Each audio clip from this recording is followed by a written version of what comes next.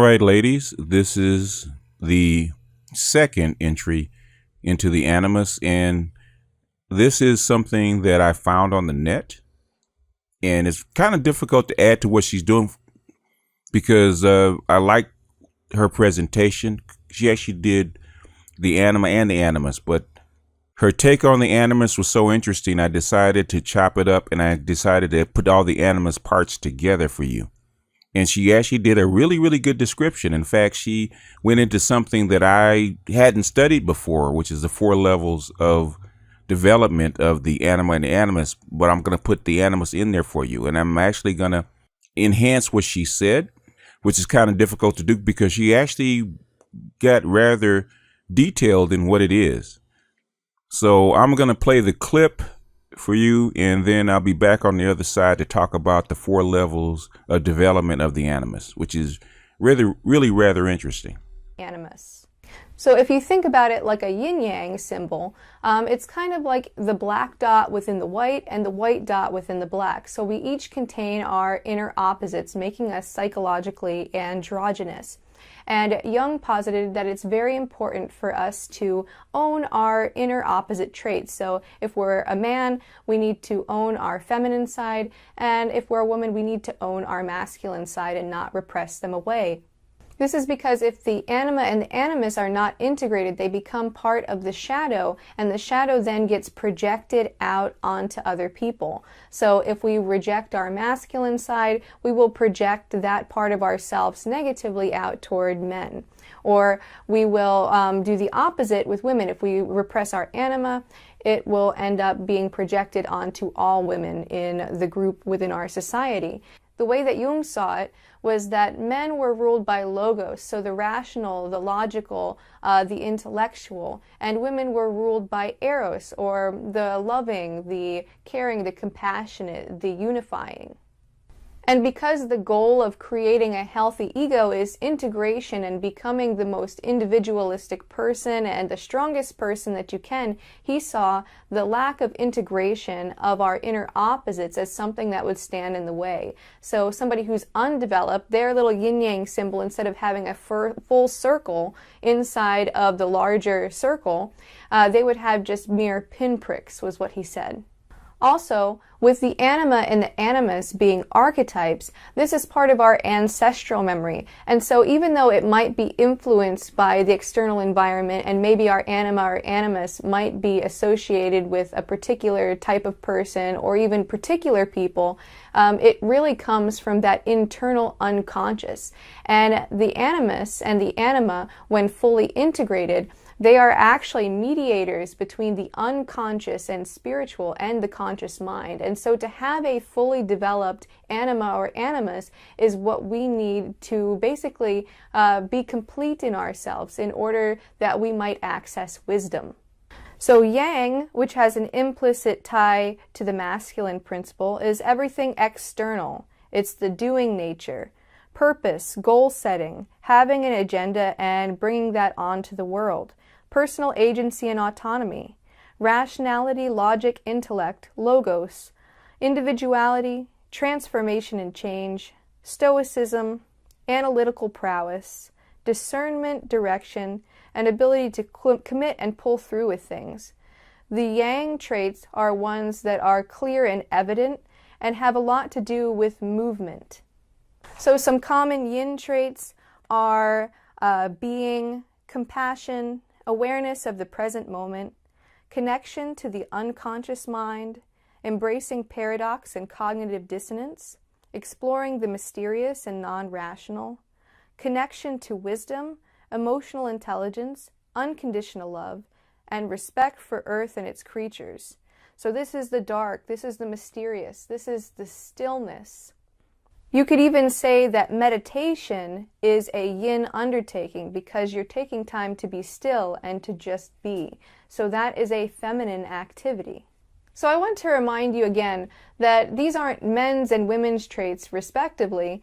What they are is they are feminine and masculine traits. They are in every single person in varying degrees. So everyone has a capacity to develop these traits within themselves. It's not mutually exclusive, and in fact, according to Jungian theory and my personal opinion, it's quite destructive to repress away your inner opposite because it undermines your authenticity and creates a very dense shadow. About the anima, let's talk about the animus and how this presents itself in women and feminine men. All right, so unlike the anima, which has a fairly singular image, the animus has a multifaceted kind of image that can basically reflect out onto various men that a woman might know. So the main thing about the animus is that it has like the particular qualities of the man before the personality associated with it. So a woman who has a well-integrated animus is going to be somebody who has opinions of her own, who has direction in life, who can pursue goals, who can take her emotions and then be able to logically and rationally understand them, to take that logos element and to become more aware of what's internal to her. So basically, it allows for a greater degree of analytical prowess to integrate the animus for a woman. And it also helps her have direction in life. So just like men have 4 stages to develop their anima, women have 4 main stages as well. So the first one is the man of mere physical power. It's like the first stage of animus development in a woman. And so basically, this type of woman isn't going to have a lot of control over her own life. She's going to be looking for this strong, tall man that's going to protect her and provide for her. And basically, she's going to be like this damsel in distress and really just kind of a decorum to his own physical power. The second level of animus development in a woman is the man of action or romance. So in this, like, women will see men as people who are capable of, setting forward plans. And that's what she'll be searching for in a mate or in any kind of male companionship or friendship. And she'll see that as the quality of the masculine. And so while she might have her own preferences and opinions, she's still going to be looking for a man to provide that for her. So she'll basically just kind of be following along with whatever her significant other does, or if she's younger, her father, so she'll basically just be following whatever that external example is.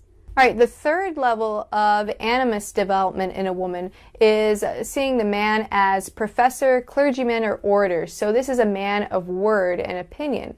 And so in this, a woman can assert her own worldview, and she has very particular things that, she wants to have happen and that she can now make happen in getting to this stage of anima development.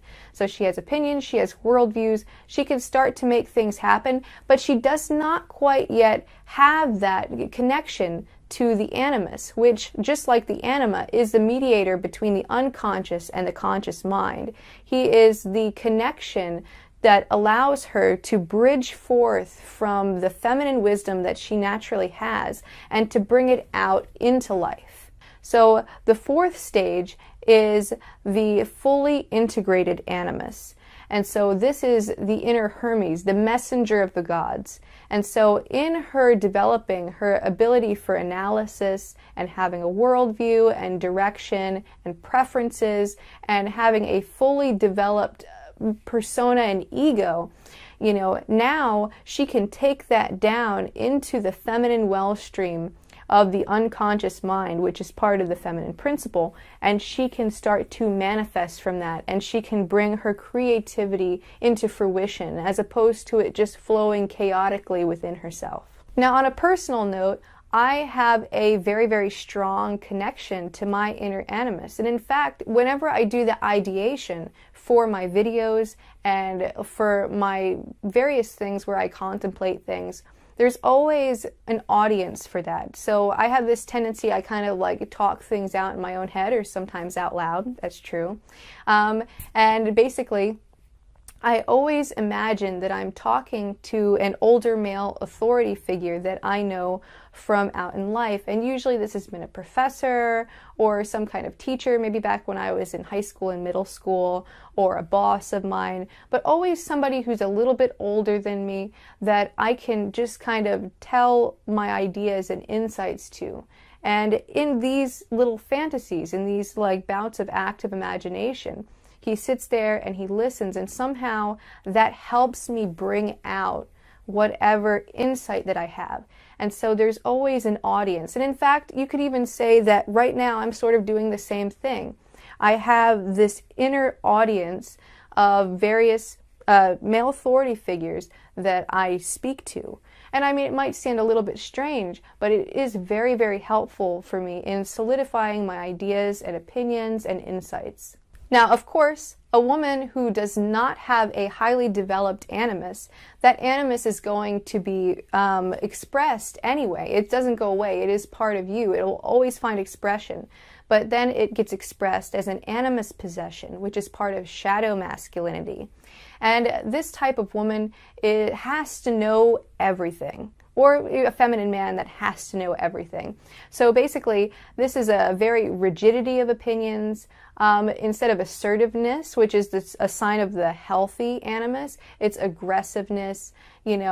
Everything has to be just so, and there's a constant judgment, particularly to other women. And, everybody kind of has to basically deal with this type of person because they're always talking and interjecting their views onto everything, and everything has to be just right. It's a very dogmatic kind of person who's dealing with animus possession.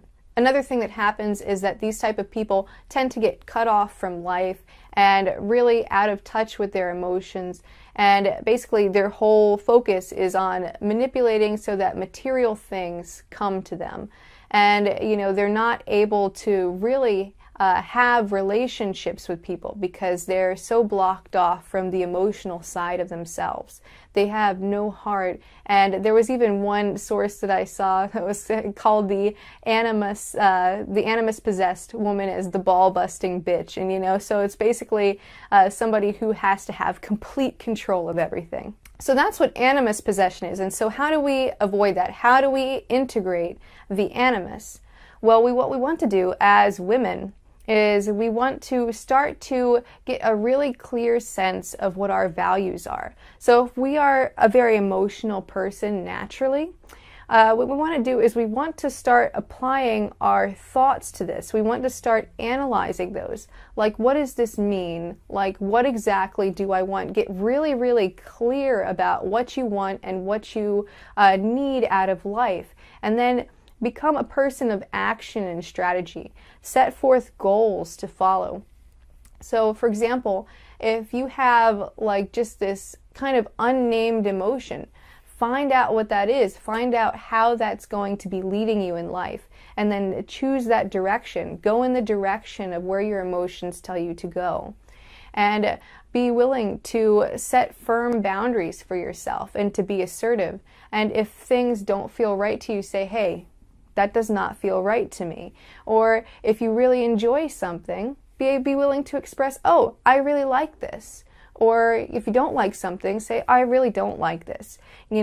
Feel free to have opinions separate from the group or separate from social expectations of femininity. Also, it's important to withdraw any dependence that you have on a man for your own self-worth. So a lot of times women dealing with animus possession, their primary thing that they value is being attractive to men. And so that can't be your primary value. You want to put most of your value in developing yourself as an individual and individuating and becoming the most highly developed person that you can as a person. You'll also want to develop your own unique leadership qualities. And oftentimes, feminine people tend to lead differently than masculine people. And so there's sort of almost a reinvention of leadership qualities that has to occur. And they have to be based in your own personal values, which only you know. So it's the ability for independence, for autonomy, for self-agency to make your life really go. All right, so now that we've talked about the anima and animus, I'll just kind of throw in my 2 cents about this. So basically, ideally, you wouldn't even be thinking about how masculinity and femininity is presenting itself in your personality. You would simply want to just be authentic and not worried about whether something is labeled as feminine or something is labeled as masculine. However, very often our cup gets filled up with all sorts of indoctrinations and beliefs how a woman should be and how a man should be or how people should not be. And so in order to do this, I recommend you look through a list of yin and yang traits and try to find the ones that fit best with you and try to develop those to the umpteenth degree to become a highly developed individual no matter what your gender is. But whatever that might mean, don't let a concept define you. You are actually an infinite thing, and you are so much more than your particular gender identity, no matter what it is. Yeah, there you have it. She actually did a really, really good job of describing the archetypes of the animus and the 4 steps of the development of integrating your animus. I can't really improve on it as much because she's quite skilled, but I will give my take. Most people like to hear my take. I started to just leave it as it was, but like I'm saying, most people say, okay, what do you feel about it, BGS? So BGS is going to tell you.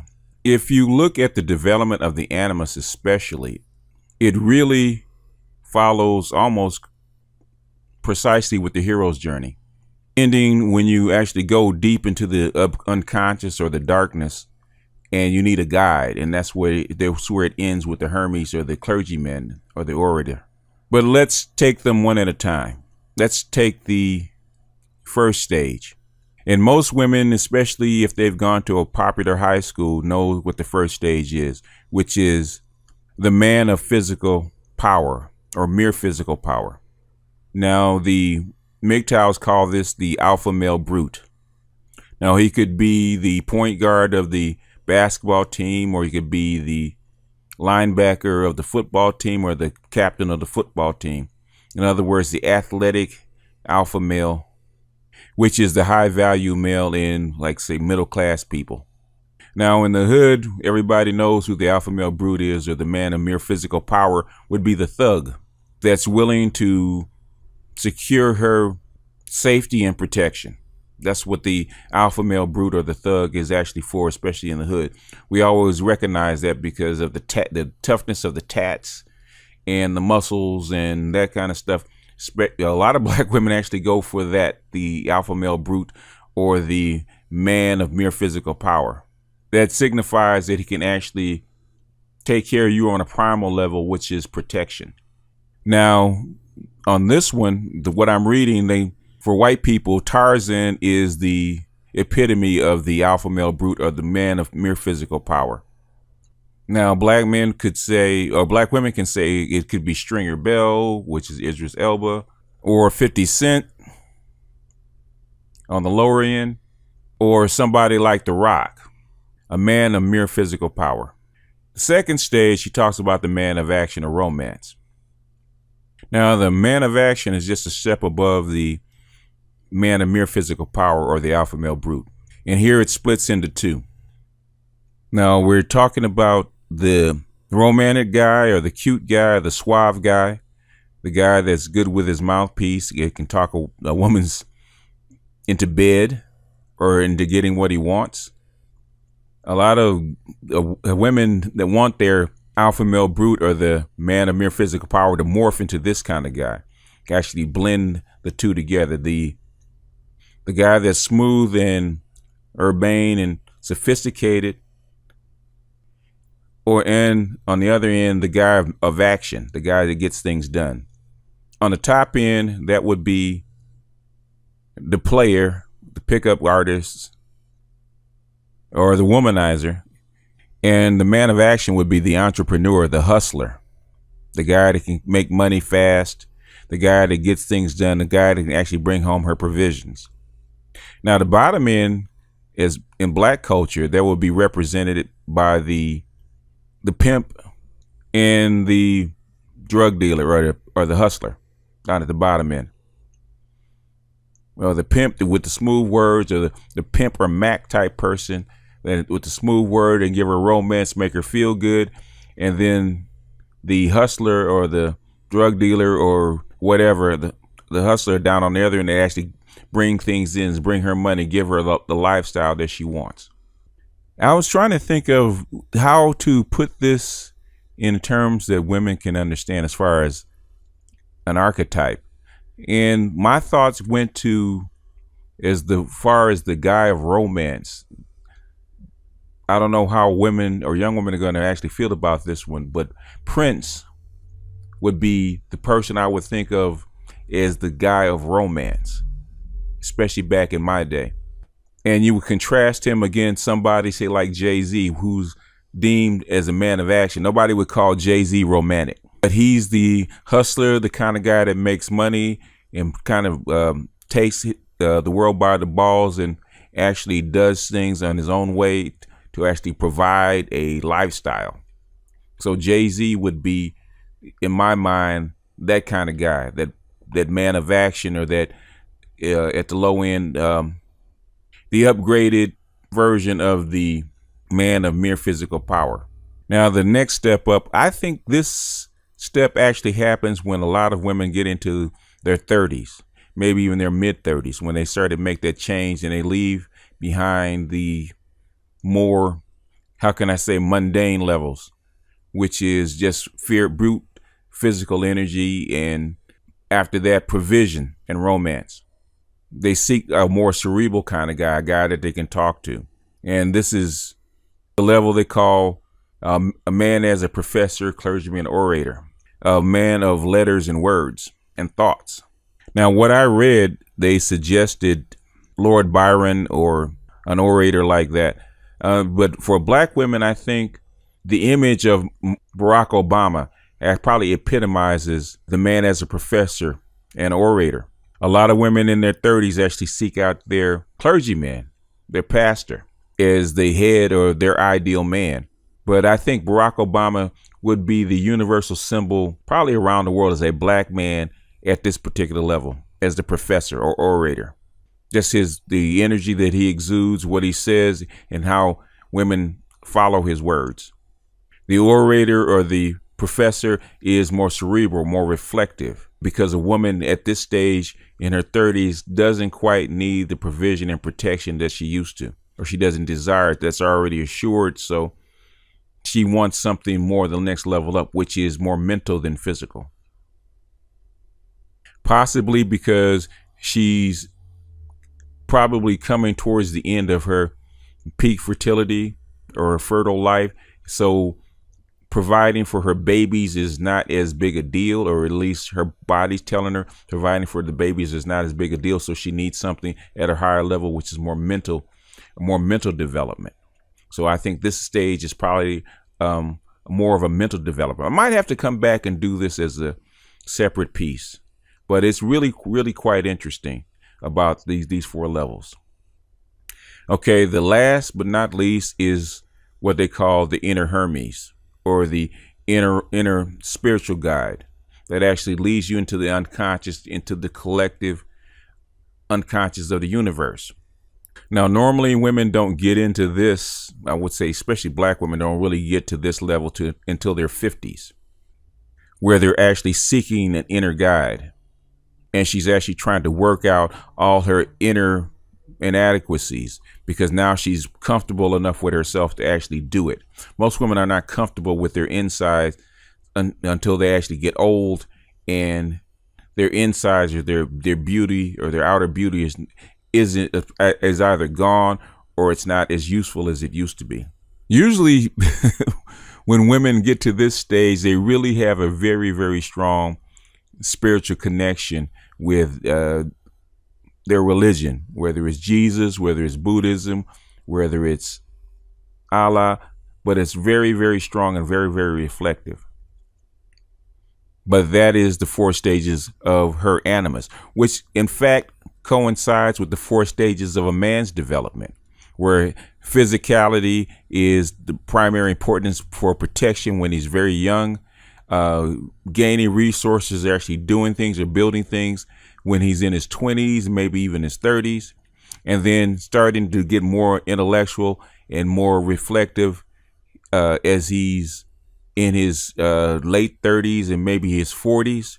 And then his final development is spiritual, where you can actually look back on what you've done with your life and start recounting the lessons that you've learned, give back, and actually become a spirit, not only a spiritual guide for yourself, but also a spiritual guide for the people that are behind you. So it's reflective of the development of a man. If you think of Malcolm X, the stages that he went through, anybody's ever read the autobiography of Malcolm X, he went through those exact same stages, because Malcolm X, when he was young, he was in his teens and 20s, he was a thug. He was a drug dealer. He was a hustler.